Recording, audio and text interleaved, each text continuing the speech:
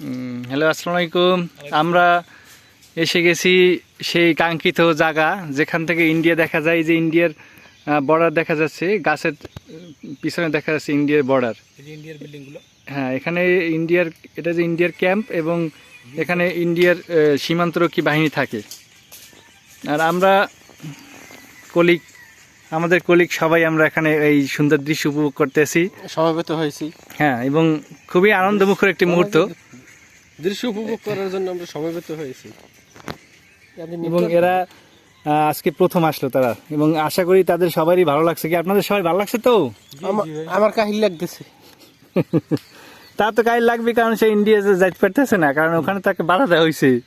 ঠিক আছে, তো যাই হোক, সব মিলিয়ে আলহামদুলিল্লাহ আমরা সবাই বেশ ভালো আছি, এবং আমাদের কাঙ্ক্ষিত লক্ষ্যে আমরা পৌঁছতে পারছি, এজন্য আলহামদুলিল্লাহ সবাইকে ধন্যবাদ। আর আশেপাশের দৃশ্যগুলো কিন্তু খুবই সুন্দর, মনোরম দেখার মতো। এই যে কত সুন্দর, কিন্তু উঁচু পাহাড়ের উপরে বসা। এই যে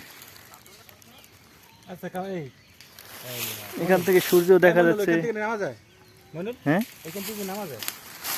সবাইকে ধন্যবাদ।